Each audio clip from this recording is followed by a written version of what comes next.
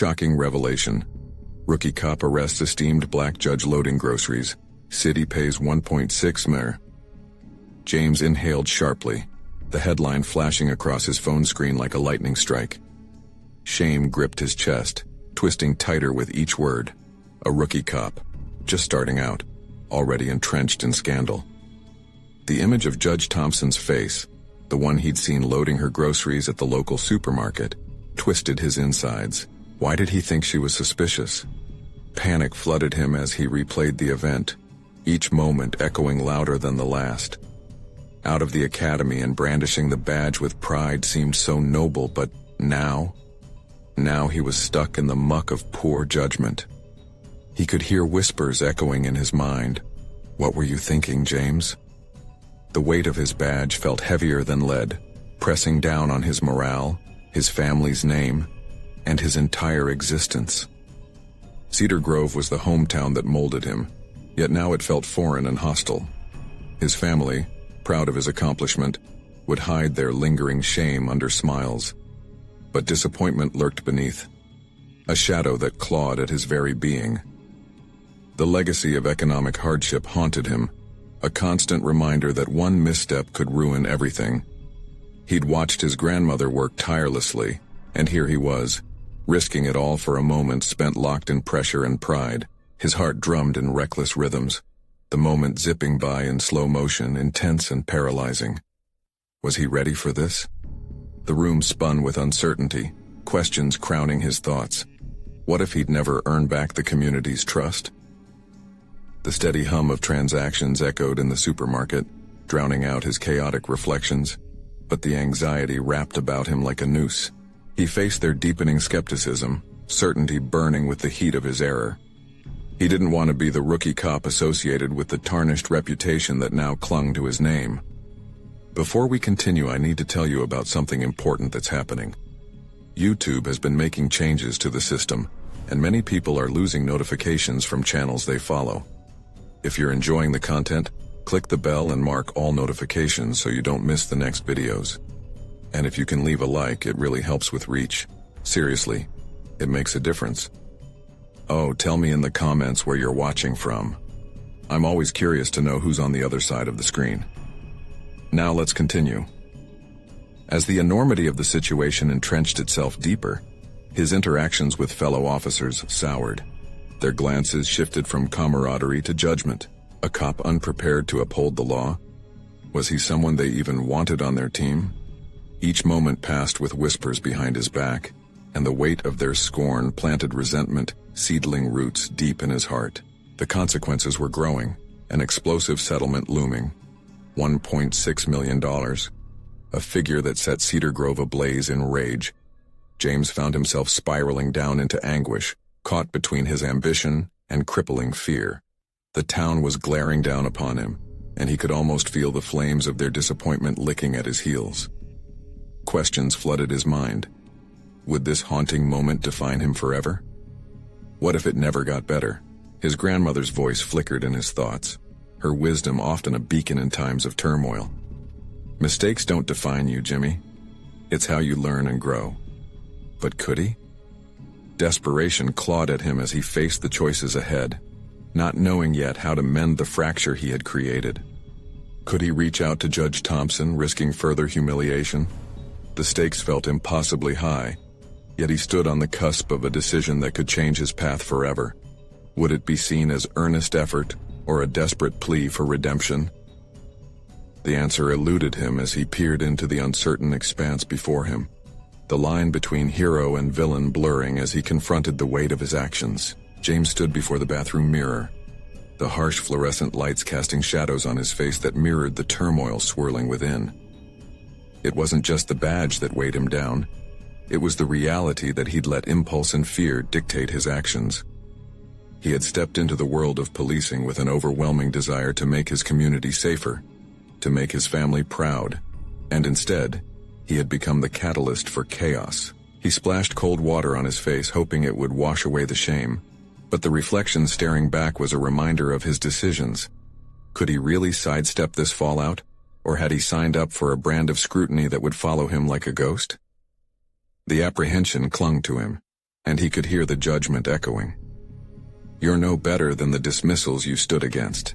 A knock jolted him from his thoughts. It was Officer Sanchez, a seasoned cop known for his straightforward demeanor. "James, we need to talk," Sanchez said, stepping inside with an air of authority, yet James detected something else, perhaps a hint of compassion. "I've seen rookies trip up, but this is different. This could destroy everything for you." "It already has." James's voice cracked. "I can't face them anymore. They see me as a joke, a disgrace." Sanchez leaned against the doorframe, arms crossed. "No. They see a rookie who needs guidance. You have a chance to turn this around. You've got to find Judge Thompson and talk to her." The thought of reaching out to Judge Thompson gripped James's throat as panic surged. That was the last person he wanted to confront. What could I possibly say that would make it better? I don't even know if she'll want to listen. "Sometimes the hardest conversations are the ones that matter most," Sanchez replied softly. "You won't be able to rise from this unless you confront your choices and their consequences. You need to own this." "Own it," James echoed, the concept swirling around his mind like a forceful tide pulling him under. What did that even mean? Could he take responsibility for a moment that had spiraled out of control, or would the weight of his choice crush him beneath it? With a deep breath, determination surged within him. He may be gripped by fear and uncertainty, but the time had come to shift from being a victim of circumstance to someone who owned their actions. He had to find Judge Thompson and make amends, not just for himself but for the values he claimed to uphold. After taking a moment to center himself, he stepped outside, the cool air brushing against his face with newfound clarity. Cedar Grove was still alive with its usual bustle, but everything felt different, heightened, sharper, as if the stakes had risen exponentially. Each step toward the courthouse felt heavier, but the notion of relying on his voice to make things right propelled him forward. Would Judge Thompson listen, or merely dismiss him? Would she see the sincerity in his attempt at redemption? Navigating the corridors of the courthouse, he felt vulnerable and exposed like a tightrope walker without a safety net. His palms were clammy as he approached her chambers, each heartbeat resonating with the gravity of the moment. The door loomed before him and his hand hovered inches from the handle. Taking one last breath, he recalled his grandmother's words, "Mistakes are pathways to learning." With resolve, he pushed the door open, the tension palpable in the air as he stepped inside. But what he didn't know was that the real challenge was yet to come. Judge Thompson was not alone. James hesitated as he saw the figures in the room, shadows of their own troubled reflections poised to confront him. The atmosphere shifted, thickening with unspoken accusations as James stood at the threshold, heart pounding. Judge Thompson was seated at her desk, her expression inscrutable.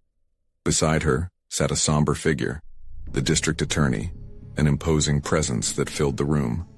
The DA's eyes narrowed at James as if sizing him up, an unwelcome scrutiny that dug under James's skin. "Officer Morgan," Judge Thompson began, her voice measured, "I'd like to understand why you felt compelled to act the way you did." The gravity of the situation swallowed him whole. The fact that he was being analyzed in front of two powerful figures felt humiliating. But this was the moment he'd steeled himself for. If he was going to own his actions, it had to be done openly, regardless of the consequences. "I made a mistake," he said finally, his voice steadier than he felt. "I let fear and adrenaline override my judgment and acted recklessly. I never intended for it to escalate the way it did. I'm here to take responsibility."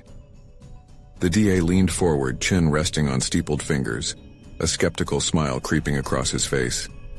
"Taking responsibility is commendable, Officer Morgan, but it doesn't alleviate the consequences. You jeopardized the reputation of this court and let down everyone who believed in you." The accusation cut deep, validating his inner turmoil. Perhaps they were right. Perhaps he had turned into what he had loathed. "I know I can't change what I did," he replied, resisting the urge to shift under their scrutiny. "But I want to learn from it, to be better. I'm here to apologize to you, Judge Thompson." Her gaze didn't waver. She studied him like a hawk eyeing its next move. Words are cheap, James. Everyone can say they regret their actions. The real test lies in what you do next. A ripple of frustration coursed through him. What do you want me to do? I can't undo my actions, but I am willing to face whatever you decide. I deserve to own this. Facing the repercussions is the first step indeed, she responded, the firmness in her tone accentuating the weight of her words. But I expect you to internalize this experience. You must embed it into your character, rather than allow it to fade into past mistakes. The conversation was dissecting him. The urge to plead for mercy, to beg for a chance, clawed at his insides. Yet, he felt a flicker of something akin to hope. Owning his mistakes might offer him a path of redemption, even if tenuous. There are ways to prove your commitment, the district attorney interjected, a trace of intrigue now evident. Community service, mentorship programs within the precinct, or even seeking out training in crisis de-escalation. We can help guide you, but it must come from a place of genuine desire to change. The realization struck him like a bolt of clarity. This was not just about the single incident. It was about his entire career and the values underpinning it. He had a unique opportunity to redefine himself, turning his missteps into tools for growth, a way to embody the change he wanted to see. I'll do it, James affirmed, his voice rising with determination. I'll seek mentorship, volunteer for whatever programs are available. I want to take what I've learned and share it. If I can help even one person avoid the mistakes I made. His words trailed off as the weight of his commitment settled over him like a mantle. Judge Thompson finally nodded, the tension in the room lessening slightly. Intent isn't enough, James, but actions can reflect genuine growth.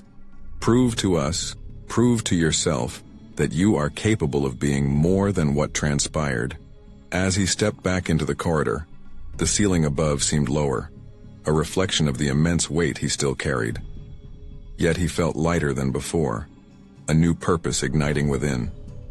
The task ahead was formidable, demanding a complete overhaul of his current self, requiring courage he had yet to discover fully. With cautious optimism, he realized he was no longer just a fallen officer. He was a learner poised to redefine his path. But as he left the courthouse, another thought clawed back at him with relentless urgency. Could he sustain this newfound commitment when faced with the inevitable challenges ahead? The door shut behind him as he stepped into the bustling world of Cedar Grove, the shadows of his past still looming, but his resolve steeled against its grip. The journey of redemption had only begun. The sun hung low in the sky, casting long shadows across Cedar Grove as James navigated the streets, his mind racing with possibilities. The judge's parting words echoed in his thoughts, a reminder of the heavy mantle he'd taken upon himself. He had voiced his commitment to change, but the true test lay ahead. Each step felt like a confrontation with the weight of expectation. Community service, mentorship, it all seemed noble on the surface, yet self-doubt crept in like an uninvited guest. What if he failed? What if his efforts ended up as empty gestures, fueling the narrative others had already spun about him? He needed a plan. Floating on determination alone wouldn't suffice. The precinct had resources he wasn't fully aware of, yet he slowly recognized his position could also be leveraged to create genuine impact.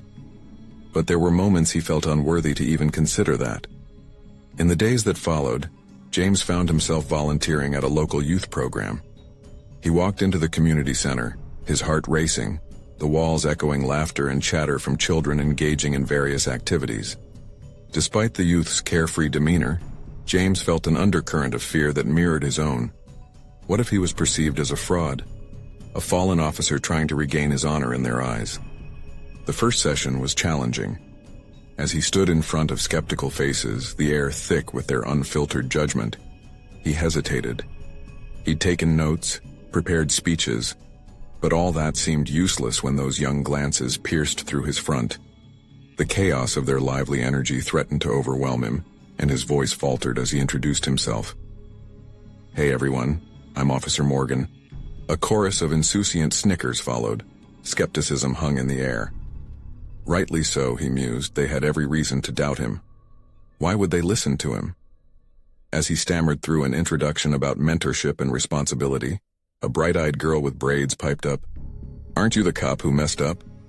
A wave of laughter erupted, and his cheeks burned with shame. How could he expect to teach them to be better when he felt so undone himself? But something shifted within him at that moment. A realization struck. This was it. This was the fundamental confrontation he needed. Not the knowledgeable instructor in front of them, but the flawed human willing to share his vulnerability. "Yeah, I made a big mistake," he admitted, the confession spilling from his lips like a release. "But I'm here to learn, just like you. I need your help to be better. We can grow together." Silence followed, an unfamiliar space where apprehension turned to curiosity. Little by little, he noticed expressions softening as he continued to speak. "What I did was wrong, and I want to teach you how to avoid making those same kinds of mistakes. My mission is to help you find courage and to be honest with yourselves. It may start scary, but it's the first step to becoming something better." That moment became a bridge between them, a shared understanding blossoming in the room. As the days turned into weeks, James facilitated discussions, encouraged honesty, employed role-playing scenarios, the success of their interactions surpassing his initial expectations. Yet amidst the progress, cracks appeared in his resolve. Each evening he faced the uncomfortable truth that some members of the precinct still regarded him with disdain. Rumors swirled about his volunteer work. They thought it was merely a facade to combat the disgrace of his past. James felt the sting of their oblique derision every time he crossed paths with them. The commitment to change took its toll. While he was shaping young lives, he found it increasingly challenging to reconcile his own uncertain future. Each triumph in the community was juxtaposed with a looming uncertainty. He risked more than just reputation now. He was intertwining his journey of redemption with their youthful aspirations. On one particularly heated day, a male colleague confronted him directly, cementing the growing tension. "You think those kids are unaware? They see you as a joke, Morgan, just like we do." James's chest tightened, each word an assault on his fragile resolve. He bristled but also felt compelled. They needed to be confronted. It wasn't just his redemption at stake, but their potential too. The time had come to face my past, both the mistakes I made and the judgments others cast, he thought. But as he stood his ground, a critical question loomed in his mind. What would it take to truly earn the trust of his peers, while still making a genuine difference in those kids' lives? As dusk settled over Cedar Grove, the stakes of his journey increased with every passing moment, and he understood that the confrontation wouldn't remain isolated. It would beckon him forward, compelling him to reckon with the very essence of his character. And deep down, amid the swirling chaos of responsibility and doubt, he knew. He had to unearth an even deeper truth about himself. Could he truly become the mentor they needed, or was this just a rehearsal in futility? The morning sun broke through the haze of clouds in Cedar Grove, but even its warmth couldn't ease the knot forming in James's stomach. As he walked toward the precinct, he replayed the scene from the community center in his mind. Every laugh, every hesitant smile etched into his memory like a fading photograph. It was easy to feel the energy of the kids' newfound trust, but he couldn't shake the shadow of doubt. He reached for the precinct door handle, bracing himself against the hostile environment that awaited inside. Each visit felt like stepping back onto a battlefield, the ever-watchful eyes of colleagues assessing his every move. The previous day's confrontation lingered, pushing him to question whether he was fooling himself. Could he forge a path where redemption could take root, despite the scorn of those around him? Determined to push through, he walked into the break room, where small groups of officers huddled together. Conversations fell silent as he entered, and he could almost hear their thoughts connected by the invisible threads of disdain. Without acknowledging him, they resumed their chatter, the laughter that followed deepening the chasm where connection ought to be. Today he had a plan, a guiding principle. Focus on small victories, he told himself. They were like the seeds he planted with the kids in the youth program. If he could turn one conversation at a time, maybe he could bridge the gap. He steeled himself and approached a cluster of officers. "Hey, can we talk about the upcoming community events? I think we can make a difference by helping out," he offered, his voice steady, despite the tremor inside. The response was immediate. One officer scoffed, "What difference would you make? You're too busy playing babysitter. Isn't that what you're famous for now?" They erupted in laughter. James felt the flush rise in his cheeks again, but fought to keep his demeanor calm.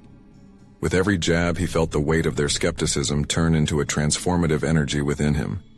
The need to prove himself ignited something fierce. He would show them, not just how he could work with the kids, but that he was still capable of being an effective officer. Perhaps the community work was merely a facade, but if he could draw others into the change, their mockery would lose its power. That evening, in the sterile glare of his kitchen light, he pulled out a blank notebook. Amidst the chaos of his thoughts, he began laying out a strategy, his three-tiered plan to intertwine his role as a cop with the mentorship he offered the youth. First, he would strengthen relationships within the precinct, showing them how community engagement reflected positively on their roles as officers. Next, he'd create a workshop for his colleagues, showcasing what he learned through interaction with the kids: empathy, accountability, resilience. He envisioned an open dialogue where he could address their doubts about him head-on, a space for honest discussion about failure, redemption, and the realities they faced. And finally, he would invite the youth to visit the precinct, bridging the gap between perceptions of law enforcement and their experiences. It would be a risk, one he couldn't fully plan for. He could face humiliation again, or worse, the skepticism of the very kids he was trying to connect with. His heart raced at the thought of it all. Maybe this was the turning point he needed, but it would require vulnerability. Could he brave the confrontation with both his peers and the community? The echo of laughter still haunted him, a reminder of all he had to lose, but it also fueled the determination growing inside him. In that moment, it became clear, if he wanted to transform not only his life but the lives of those youthful faces looking up to him, he had to extend his commitment beyond mere words. He had to act. The next day, he laid out his plans before supervisors and fellow officers, prepared for the pushback, but determined not to back down. "I know I've made mistakes," he began, his voice clear. "But it's time we engage with our community in ways that matter." But as he spoke, making eye contact with each officer, something unexpected happened. A voice piped up from the back of the room. "You think this is a joke? You're just a washed-up cop looking for attention." That voice, dripping with contempt, drew him in like a moth to a flame. His heart pounded. The direct confrontation he'd tried to avoid now lay at his feet. James took a deep breath, prepared to stand his ground even as doubt washed over him. This was the moment he'd been waiting for, one that would either shatter the fragile reality he'd tried to build, or become the turning point in leaving his past behind. He stepped forward, ready to face the truth of his journey and the battle within himself that was only just beginning. Could he withstand the unraveling? James fixed his gaze on the officer who had hurled the accusation, a mixture of indignation and vulnerability welling inside him. The tension in the room charged the air, and for a moment, every pair of eyes felt like they were drawing their judgment from an unseen well. "Washed-up cop," he repeated internally, the words echoing sharply against his resolve. This was the moment he needed to reclaim his narrative. "Let me clarify," he began, his voice rising above the dismissive snickers that peppered the break room. "I'm not here for attention. I'm here because I believe we can be better officers, better role models. We can impact this community and change the way they see us." The room fell silent, the snickering dissolving into a heavy quiet. James could feel their skepticism pulsing like a heartbeat, urging him to retreat. But he held firm, pulling an invisible thread of strength from deep within. This was more than a professional battle. It was his personal redemption. "But who are you, James?" another voice questioned, softer but probing, as if trying to peel away layers beneath the bravado. "What makes you think you can lead us?" It was a fair question, one he had wrestled with many times in the stillness of the night. "I've spent time with kids, understanding their fears, their backgrounds," he replied, his tone gaining an unexpected fervor. "They showed me how much they need someone to listen. That connection matters more than titles or imperfections." He watched as a few faces softened just slightly, as if the idea of vulnerability resonated within them, stirring something long dormant. James leaned into this epiphany. He understood that he had to share not only his intentions, but also his own fears. "I stand here before you all not as the perfect cop," he admitted, "but as someone who's failed and learned that failure doesn't define you. We're all in this together, trying to navigate a system that often feels broken. Together, we can heal something greater than reputations."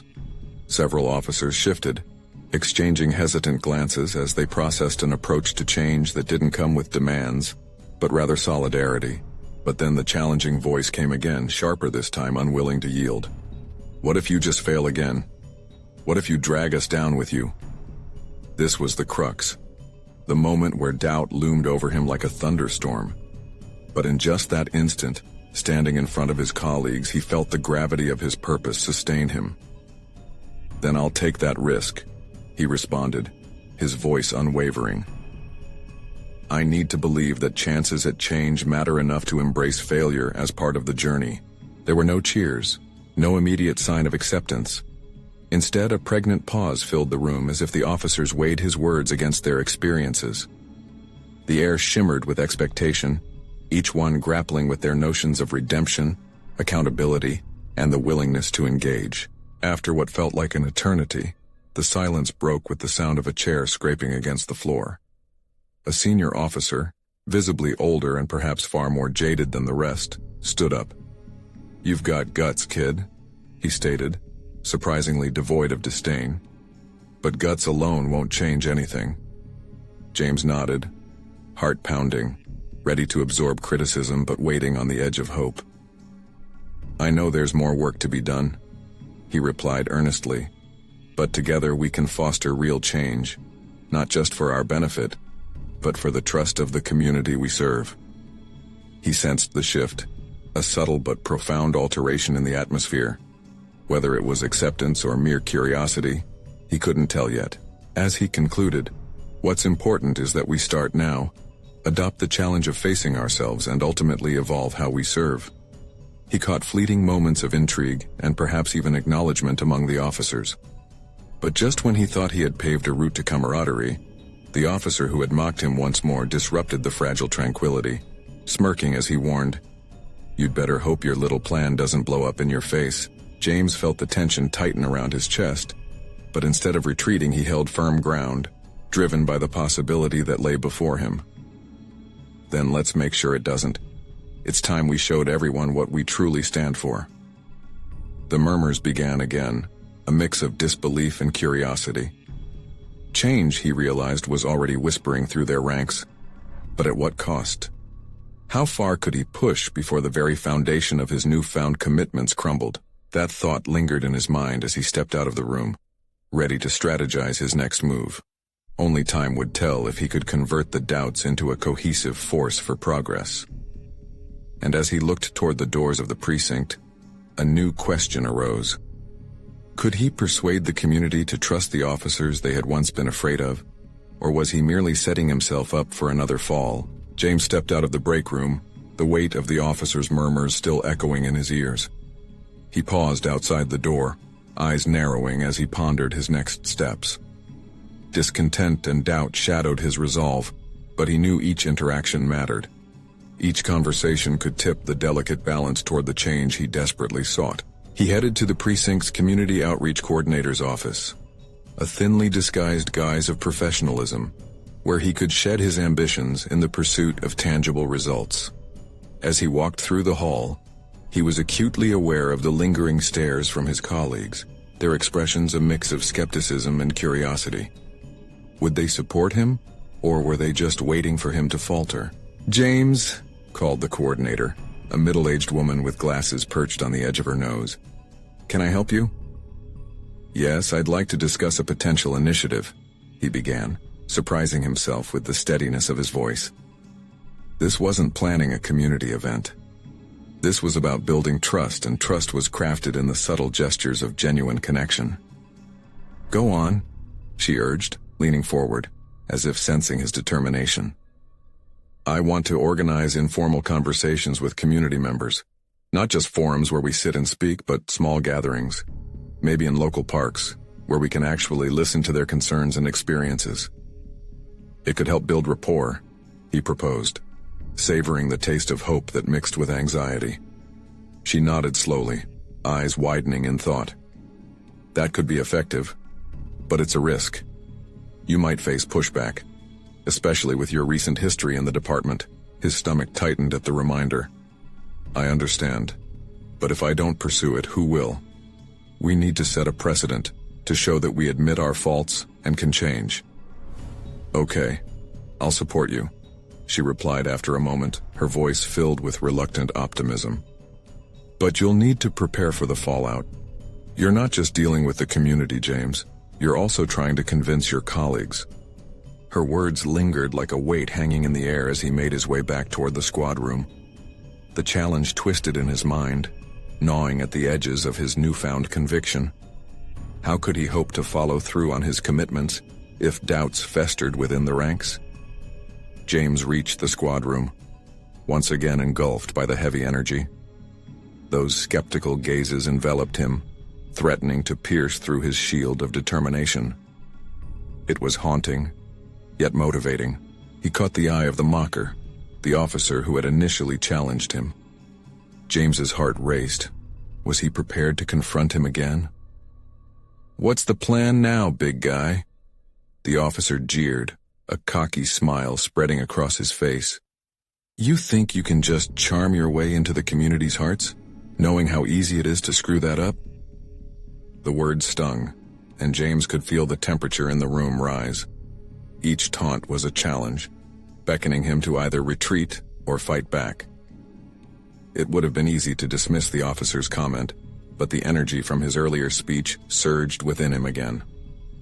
Actually, I do believe in connection, James replied, his voice clear and unwavering, hooking the attention of others in the room. But what I expect and demand in return is respect for the work we do and the community we serve. We have to build that from the ground up. As he articulated his vision, he noticed a few nodding in agreement, their skepticism tempered by an inkling of hope. Perhaps he was cracking through the hardened shells of their doubt, but the officer didn't relent. So what, you think your little neighborly chats will erase years of distrust? Who do you think you are? Some kind of detective hero? The rhetorical question danced in the air, laced with venom, yet it spat venom only because of its truth. Confrontation blended with a tinge of realization. His unyielding pursuit of change wasn't merely a mission but a profound personal evolution. He inhaled deeply, summoning strength from within. I'm just a cop trying to make a change. If you really want to call me a hero, maybe that's needed for a cop carved by imperfections, he responded, more assertively than he had anticipated. Driven by an unforeseen confidence, he added, but if you can't stand with that, maybe you should reconsider what you define as a good officer. The air became electric, and James felt the gravity shift in the room, uncertainty spiraling among his peers. His heart raced, a mix of anxiety and determination fueling him. As he braced for their responses, he understood that his journey wouldn't be solitary. Internal divisions were glaring, and to bridge gaps he needed to ignite a dialogue, one that tore down crude barriers and questioned the very essence of their identity as enforcers of the law. He had ignited conflict, but it was within that conflict that new foundations could be forged. And as he stood before a spectrum of gazes, some piqued, others suspicious, he knew the real battle was just beginning. Could he orchestrate an evolution within his precinct? Or was he sealing his fate as another casualty of a system reluctant to change? The atmosphere in the precinct crackled like static, tension lingering unyieldingly as James awaited his colleagues' reactions. The weight of their judgments pressed down on him as he considered the myriad outcomes of his bold declaration. Doubt whispered in the corners of his mind, catalyzing a torrent of insecurities. What if he was only delaying the inevitable backlash? Yet, even as uncertainty clawed at him, a more profound realization dawned.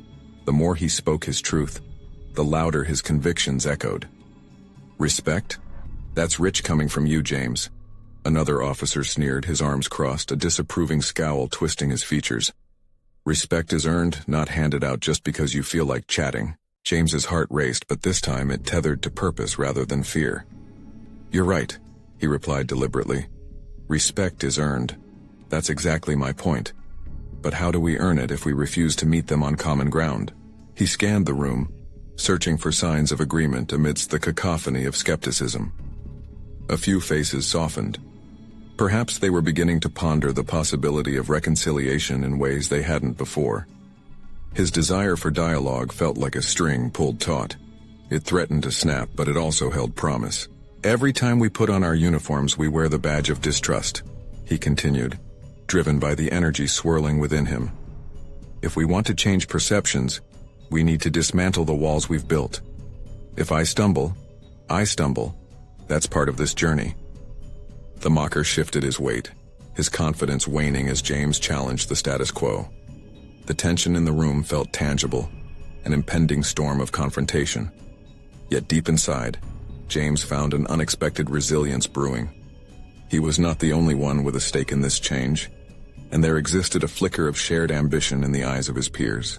Then one officer, a veteran known for his hardline attitude, spoke up. If you're serious, you need to prove it, James. Talk is cheap. Do you have a plan, or is this just another idealistic fantasy? He felt the challenge like a jolt of electricity. I do have a plan, he asserted, stepping closer to engage with the man directly. It starts with a single conversation. If I can gather enough interest in these gatherings, then we can tackle the issues head-on. Yes, sir? And what if nobody shows up? The officer challenged, crossing his arms defiantly. Then I still show up, James countered swiftly, catching the attention of a few more colleagues. And every time I show up, I show them we're listening. Every voice matters. That's how we earn our respect. The officer, visibly taken aback, uncrossed his arms, his initial ire dimming slightly. It was a small victory, but a significant one. As James leaned into the moment, he realized that the pushback was not merely resistance. It revealed gaps he could fill with persistence and sensitivity. As the day bled into evening, thoughts of the upcoming conversations swirled in his mind. He began sketching ideas for a flyer, a simple yet striking invitation to draw attention without the weight of protocols smothering the spirit of connection he hoped to build. He envisioned local parks, the laughter of children and adults sharing stories from their respective corners of life. The next challenge emerged in his mind. He needed allies to champion his cause, to turn skepticism into empowerment. A coalition was what he needed. But whom could he trust? A few officers showed signs of awakening, but were they ready to shake off the shackles of complacency? James felt a flickering anxiety, yet also the transformative pull of purpose. Preparing himself for what lay ahead, he decided to reach out individually to those who had glimmered with doubt and curiosity. Perhaps the first approach should be a conversation instead of a confrontation, easing them into alignment without igniting their defenses.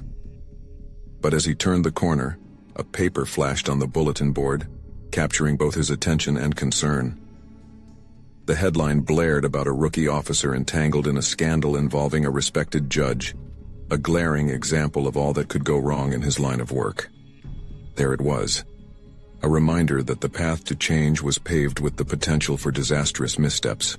With resolve firming within him, he gathered his courage. The true challenge lay not just in forging connections, but in correcting the course of a department that had strayed.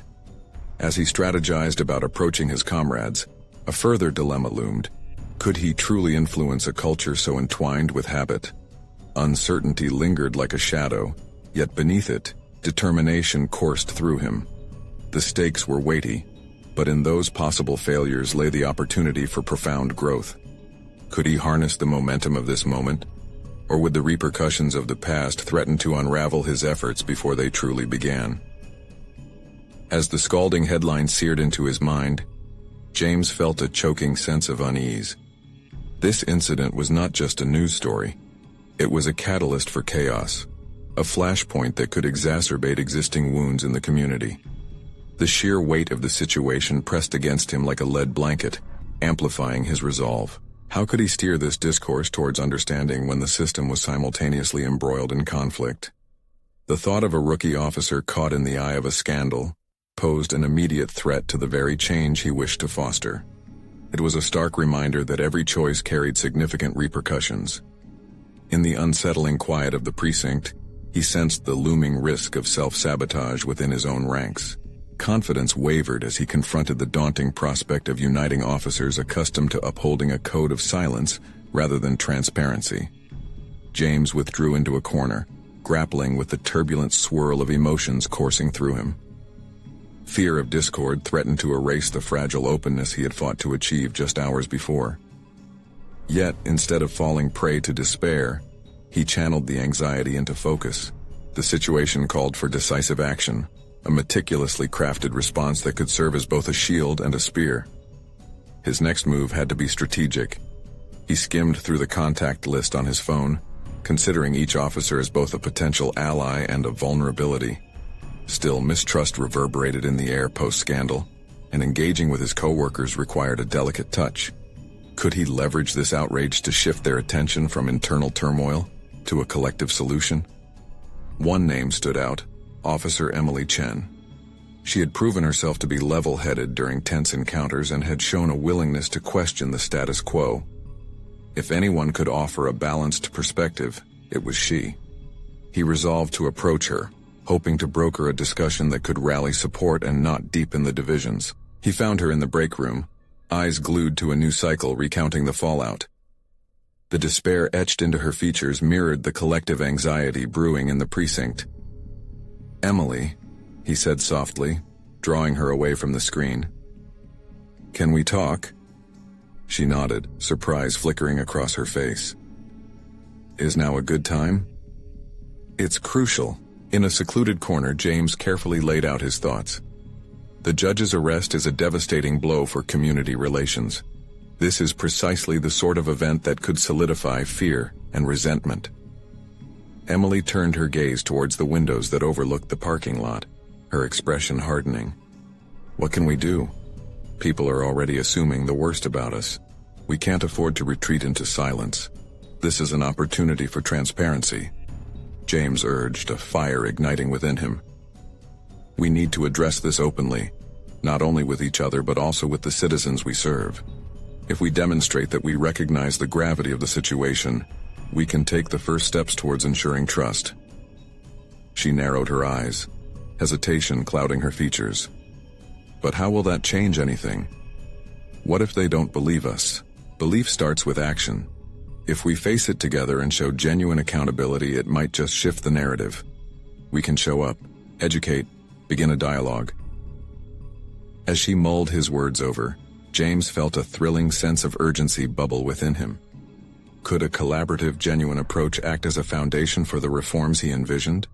"Let's give it a shot," Emily finally said, a hint of determination in her voice. James could see the flicker of hope in her eyes. It was the kind of instinctive passion he desperately needed. Before he could fully embrace the encouragement of their agreement, a voice resonated from the precinct's entrance, deep and commanding. "What's all this chatter about?" The veteran officer from earlier, the very one who had challenged James's convictions, now approached with an air of skepticism. The prospect of engagement hung precariously on the precipice of confrontation, as James braced himself to articulate their resolve in the face of potential backlash. What would the responses be? Would this moment fortify their intent or fracture it under scrutiny? The crossroads loomed as clarity and conflict battled for dominance in the precinct. He swallowed hard, ready to articulate his vision, aware that their careers and perhaps the department's future hinged upon the next few moments.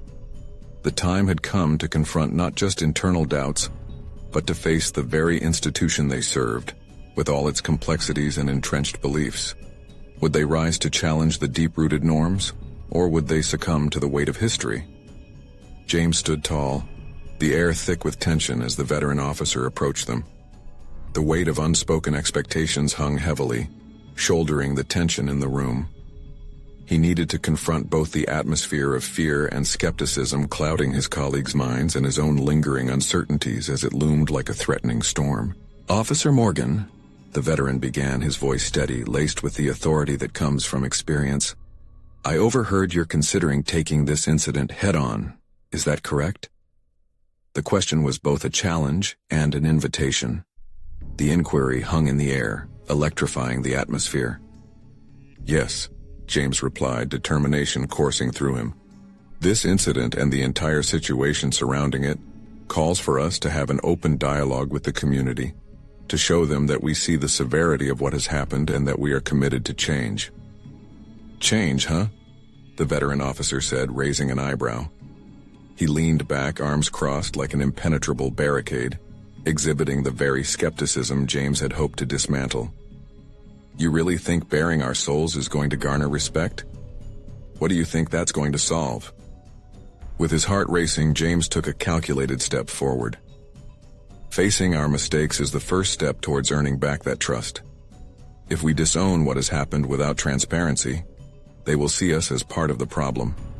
But if we take action together, we can begin to rebuild, brick by brick." James felt Emily's eye on him, the flickering of confidence reflected when he spoke. He witnessed the subtle shifting of tension within the precinct. They were listening. "Gather a few initiatives. Show us what you've got," the veteran challenged, relenting somewhat as the crease in his brow softened. "But understand, if this flops, it'll land on you. You'd be dragging all of us into this mess." "I can accept that," James said. "But I need your support because this isn't just about me. We all want what's best for Cedar Grove." The veteran glanced around the break room before meeting James's gaze directly. What had once been ridicule shifted to silent contemplation across the faces of the officers witnessing this exchange. As the days melted into one another, James went into high gear, recruiting for his initiative. He met with Emily regularly, collating ideas, raising awareness of community issues, and promoting the importance of their mission.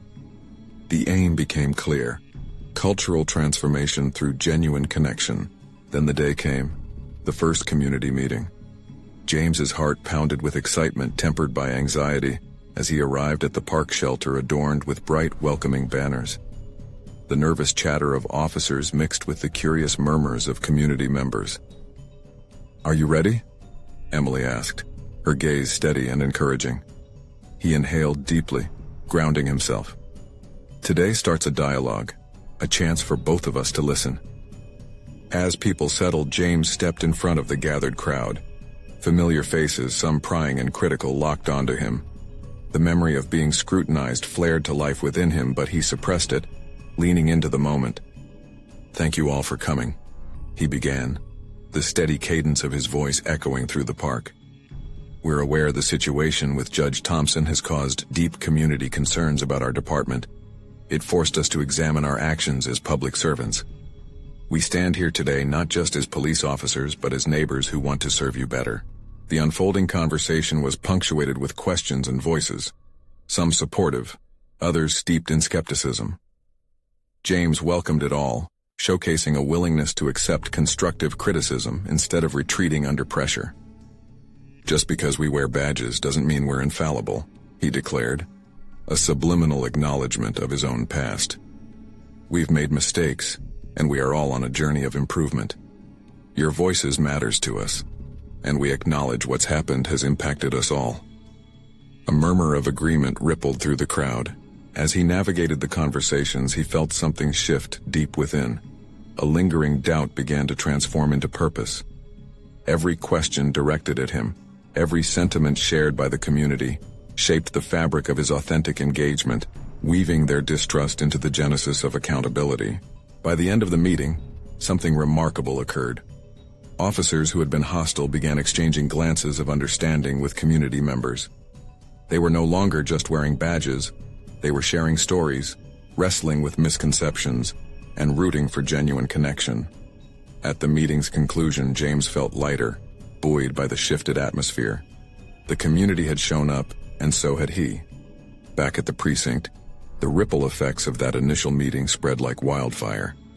Officers began defending James in conversations, fostering a collective resilience uncertainly birthed by their newfound purpose. Weeks turned into months. James found himself welcomed into the fold, not merely as a rookie but as a trusted colleague. Recognition rolled in as he implemented small workshops that invited officers to openly discuss their fears, triumphs, and aspirations, rooted in creating safe spaces for vulnerability. At the annual department performance review, the veteran officer approached him again, respect lingering in the air. "You've led us through a tumultuous shift, and it's time we acknowledge the change you've fostered. You've not only restored our community relations, but you've challenged us to reflect on our values too." The words struck a chord, igniting a swell of pride beneath James's skin. It resonated, propelling him forward from that moment of disgrace into empowered responsibility. Standing before his peers, he felt a solid confidence replace the doubt that once paralyzed him. He had conquered his internal battles, refashioning his mistakes into the very tools of connection and growth. It became incredibly clear. He had accomplished transformation, not merely within the precinct but also within himself, reclaiming the badge he wore. It was no longer a weight. It had become a testament to personal growth, resilience, and commitment to integrity. The journey of redemption had redefined him, and now he was ensuring it reflected in every interaction he engaged with moving forward. This is your moment. If you want to follow along on this incredible journey of transformation and personal growth, you must subscribe now to the channel. Don't miss our next exclusive emotional stories that inspire change. Leave a like immediately to support the algorithm so more people can see these impactful stories. We want to hear your thoughts, so take a moment to comment with your reactions and theories about James's journey. And don't wait even one more second to share this video with at least 5 friends who need to witness the power of redemption and connection. Together, we can elevate the conversation about personal overcoming stories.